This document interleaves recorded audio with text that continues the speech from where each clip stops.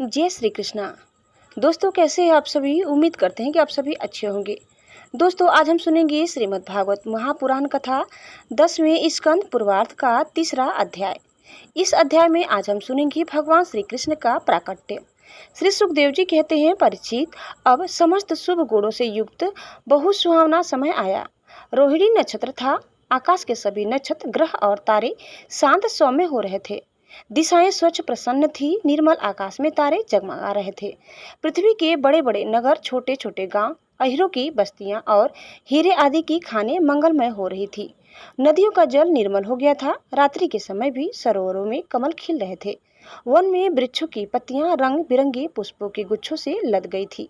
कहीं पक्षी चहक रहे थे तो कहीं भौरे गुनगुना रहे थे। उस समय परम पवित्र और शीतल मंद सुगंध वायु अपने स्पर्श से लोगों को सुख दान करती हुई बह रही थी। ब्राह्मणों के अग्निहोत्र की कभी न बुझने वाली अग्नियां जो कंस के अत्याचार से बुझ गई थी, वे इस समय अपने आप जल उठी। संत पुरुष पहले से ही चाहते थे कि असुरों की बढ़ती न होने पाए। अब उनका मन सहसा प्रसन्नता से भर गया। जिस समय भगवान के आविर्भाव का अवसर आया, स्वर्ग में देवताओं की दुदुम्बियां अपने आप बज उठी। किन्नर और गंधर्व मधुर स्वर में गाने लगे तथा सिद्ध और चारण भगवान के मंगलमय गुणों की स्तुति करने लगे। विद्याधरियों अप्सराओं के साथ नाचने लगी। बड़े बड़े देवता और ऋषि मुनि आनंद से भरकर पुष्पों को वर्षा करने लगे। जल से भरे हुए बादल समुद्र के पास जाकर धीरे धीरे गर्जना करने लगे।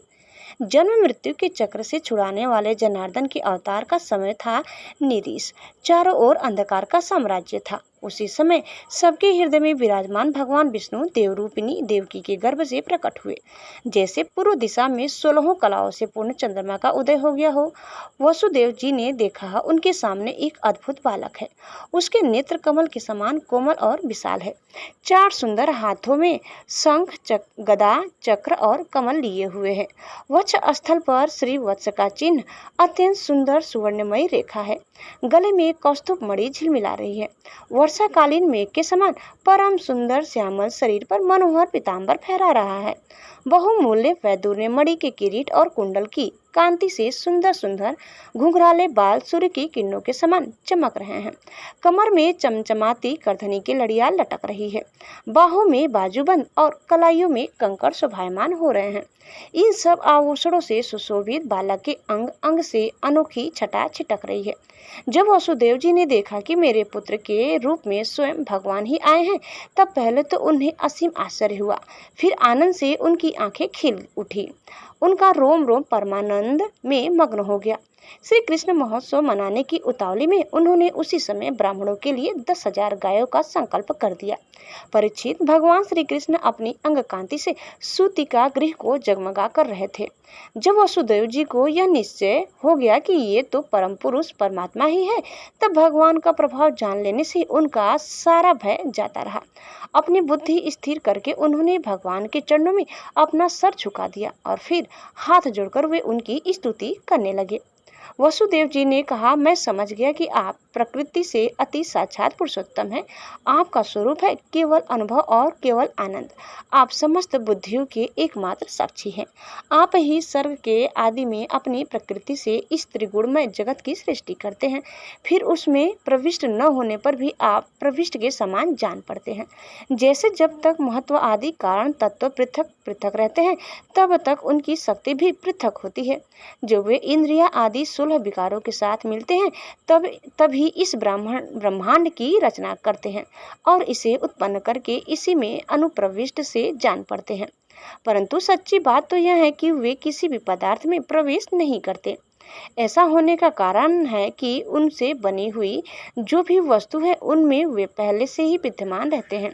ठीक वैसे ही बुद्धि के द्वारा केवल गुणों के लक्षणों का ही अनुमान किया जाता है और इंद्रियों के द्वारा केवल गुणमय विषयों का ही ग्रहण होता है। यद्यपि आप उनमें रहते हैं, फिर भी उन गुणों के ग्रहण से आपका ग्रहण नहीं होता। इसका कारण यह है कि आप सब कुछ हैं, सबके अंतर्यामी हैं और परमार्थ सत्य आत्मस्वरूप है। गुणों का आवरण आपको ढक नहीं सकता, इसलिए आप में न बाहर है न भीतर। फिर आप किस में प्रवेश करेंगे? जो अपने इन दृश्य गुणों को अपने से पृथक मानकर सत्य समझता है, वह अज्ञानी है, क्योंकि विचार करने पर ये देह गेह आदि पदार्थ वाक विलास के सिवा और कुछ नहीं सिद्ध होते। विचार के द्वारा जिस वस्तु का अस्तित्व सिद्ध नहीं होता, बल्कि जो बाधित हो जाती है, उसको सत्य मानने वाला पुरुष बुद्धिमान कैसे हो सकता है? प्रभु कहते हैं कि आप स्वयं समस्त क्रियाओं, गुणों और विकारों से रहित है, फिर भी इस जगत की सृष्टि, स्थिति और प्रलय आपसे ही होते हैं। यह बात परम ऐश्वर्यशाली परम ब्रह्मा परमात्मा आपके लिए असंगत नहीं है, क्योंकि तीनों गुणों के आश्रय आप ही हैं। इसलिए उन गुणों के कार्य आदि का आप में ही आरोप किया जाता है। आप ही तीनों लोगों की रक्षा करने के लिए अपनी माया से सत्वमय शुक्ल वर्ण धारण करते हैं। उत्पत्ति के लिए रजः प्रधान रक्तवर्णी और प्रलय के समय तमोगुण प्रधान कृष्ण वर्ण स्वीकार करते हैं। प्रभु आप सर्वशक्तिमान और सबके स्वामी हैं। इस संसार की रक्षा के लिए ही आपने मेरे घर अवतार लिया है। आजकल कोटि कोटि असुर सेनापतियों ने राजा का नाम धारण कर रखा है और अपने अधीन बड़ी बड़ी सेनाएं कर रखी है। आप उन सब का संहार करेंगे। देवताओं के भी आराध्य देव प्रभु यह कंस बड़ा दुष्ट है। इसे जब मालूम हुआ कि आपका अवतार हमारे घर होने वाला है, तब उसने आपके भय से आपके भाइयों को मार डाला। अभी उसके दूत आपके अवतार का समाचार सुनने उसे सुनाएंगे और वह अभी अभी हाथ में शस्त्र लेकर दौड़ा आएगा। श्री सुखदेव जी कहते हैं, परीक्षित, इधर देवकी ने देखा कि मेरे पुत्र में तो पुरुषोत्तम भगवान के सभी लक्षण मौजूद हैं। पहले तो उन्हें कंस से कुछ भय मालूम हुआ, परंतु फिर वे बड़े पवित्र भाव से मुस्कुराती हुई स्तुति करने लगी। माता देवकी ने कहा, प्रभु, वेदों ने आपके जिस रूप को अव्यक्त और सबका कारण बतलाया है, जो ब्रह्मा ज्योति स्वरूप समस्त गुणों से रहित और विकारहीन है, जिसे विशेषण रहित अनिर्वचनीय निष्क्रिय एवं केवल विशुद्ध सत्ता के रूप में कहा गया है, वही बुद्धि आदि के प्रकाशक विष्णु आप स्वयं हैं। जिस समय ब्रह्मा की पूरी आयु 2 परार्थ समाप्त हो जाते हैं, काल शक्ति के प्रभाव से सारे लोग नष्ट हो जाते हैं। पंच महाभूत अहंकार में, अहंकार महतत्व में और महतत्व प्रकृति में लीन हो जाता है। उस समय एकमात्र आप ही शेष रह जाते हैं। इसी से आपका एक नाम शेष भी है।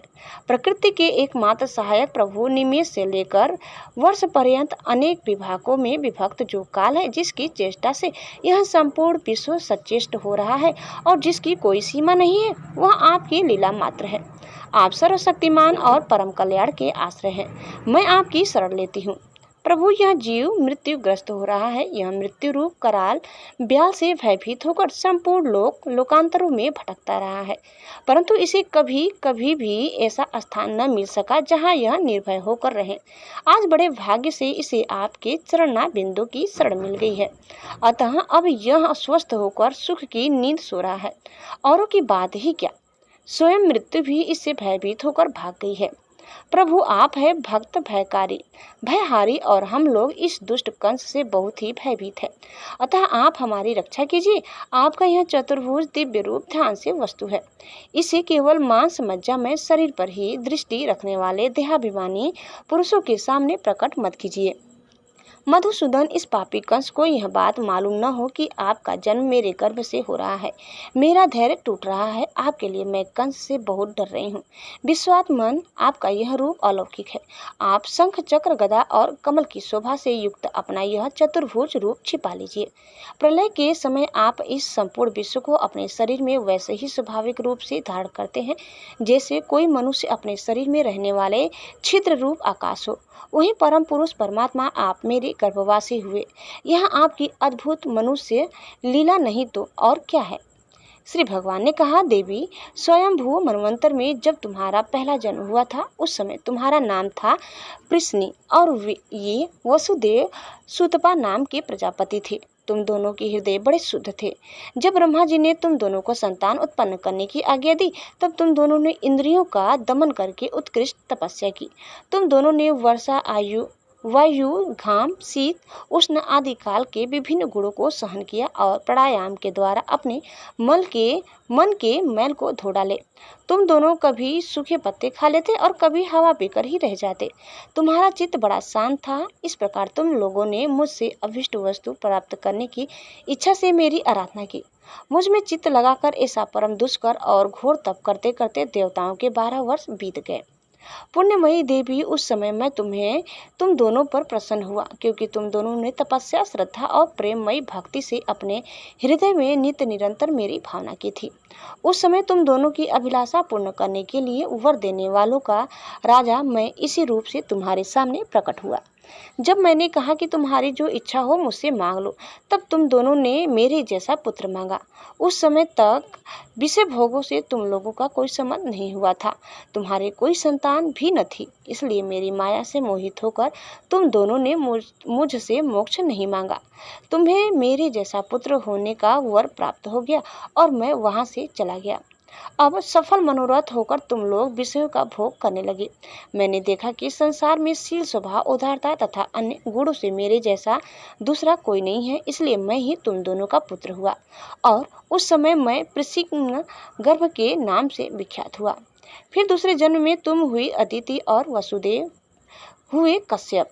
उस समय भी मैं तुम्हारा पुत्र हुआ, मेरा नाम था उपेंद्र। शरीर छोटा होने के कारण लोग मुझे वामन भी कहते थे। सती देव की तुम्हारे इस तीसरे जन्म में भी मैं उसी रूप से फिर तुम्हारा पुत्र हुआ हूँ। मेरी वाणी सर्वदा सत्य होती है। मैंने तुम्हें अपना यह रूप इसलिए दिखला दिया है कि तुम्हें मेरे पूर्व अवतारों का स्मरण हो जाए। यदि मैं ऐसा नहीं करता तो केवल मनुष्य शरीर से मेरे अवतार की पहचान नहीं हो पाती। तुम दोनों मेरे प्रति पुत्र भाव तथा निरंतर ब्रह्म भाव रखना।